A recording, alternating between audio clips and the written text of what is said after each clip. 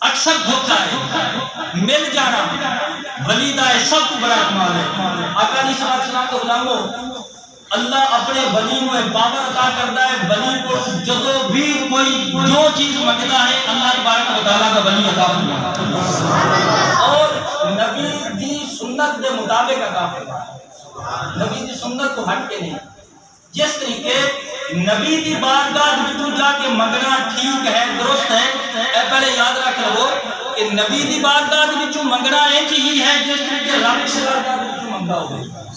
اور اسی طریقے کامل ولی دی بارگاہ وچوں منگنا طلب کرنا ایک ہی ہے جس طریقے رسول اللہ اور اللہ تعالیٰ کی بارگاہ وچوں منگا۔ حضرت حضور علیہ السلام کے صحابی آقا صلی اللہ علیہ وسلم کے صحابی حضرت علی رضی اللہ تعالیٰ آپ علیہ السلام نے وضو کروا دے سن۔ ایک دفعہ نا تہجد کا وقت ہے، میرے آقا علیہ السلام نے وضو کروا رہے ہیں، آقا علیہ السلام نے فرمایا سل یا ربیہ، آپ نے فرمایا کہ ربیہ مانگ تو میرے کو کی کچھ منگنا۔ صحابی نے فرمایا میرے کو مانگ کی منگنا ہے۔ حضرت ربیہ رضی اللہ تعالیٰ حالانکہ حدیث بخاری شریف میں آپ نے فرمایا مانگ کی منگنا ہے۔ حضرت ربیہ کو کہنا چاہتا سی نا کہ بس حضور اللہ کا بڑا کرم ہے، گاڑی خدمت کرنا گھاٹا کرما پڑا صحابی بن گیا ہے،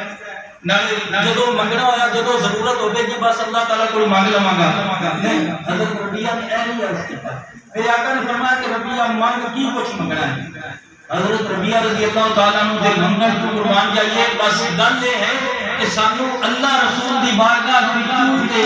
نبی اور ولی دی بارگاہ وچوں اللہ تعالیٰ سانو منگن دا سلیقہ عطا فرمائے۔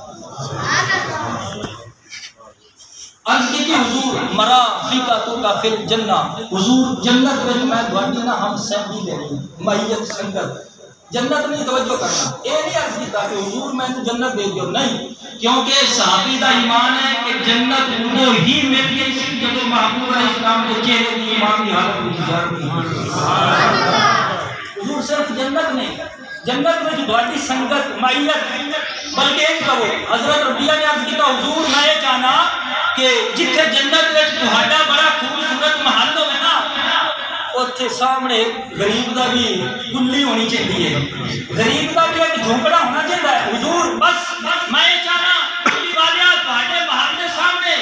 میرا بھی ایک غریب خانہ ہوگے، بس میرے واسطے یہ ہوئی سب کچھ ہے کہ حضور میں تھانوں آدھا جانتا دیکھتا۔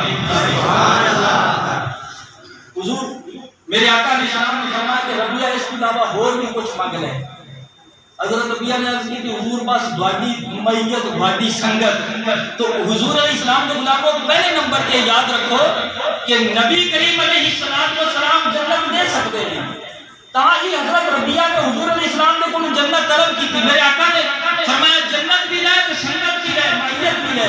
تو آقا علیہ السلام کے غلاموں تمہیں پتہ چلتا ہے کہ نبی دی بارگاہ وچوں منگنا ایک ہی ہے جس طریقے رب دی بارگاہ وچوں منگا ہوئے، اور اسی طرح ولی دی خدمت وچ حاضر ہو کے ولی دے کولوں طلب کرنا اسی طریقے ہے جس طریقے اللہ اور اس کے محبوب دی بارگاہ وچوں طلب کیتا۔ میرے کریم آقا علیہ السلام کے پیارے غلاموں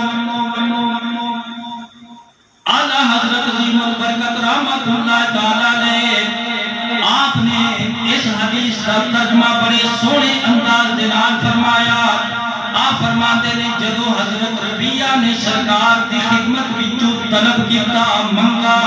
میرے آقا نے جنت بھی عطا فرمائی، میرے محبوب نے جدو سنگت بھی عطا فرمائی۔ اعلیٰ حضرت فرماتے نے وہی رب ہے جس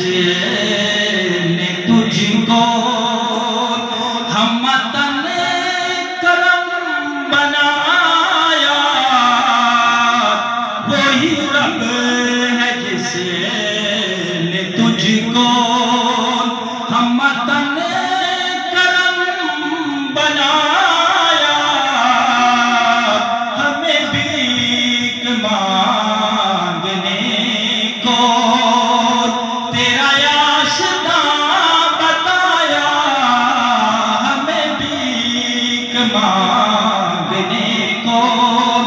جڑے جڑے نبی دے بھکاری بیٹھے ہو ہاتھ جوڑ کے کہو ہمیں بھیک مانگنے کو ہمیں بھیک مانگنے کو ہمیں بھیک